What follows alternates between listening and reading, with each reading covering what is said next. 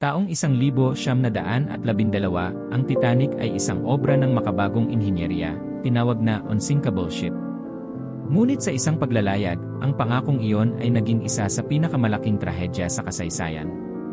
Noong Abril 10, naglayag ang Titanic sa kauna-unahang pagkakataon, sakay ang mahigit 2,200 na pasahero at tripulante. Isa itong palasyo sa karagatan, simbolo ng ambisyon at inobasyon ng tao.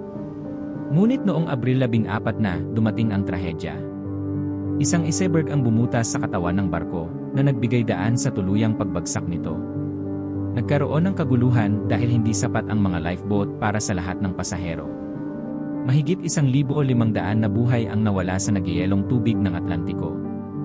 Ang trahedya ay nagdulot ng galit at nagbigay daan sa malalaking pagbabago sa seguridad ng mga barko.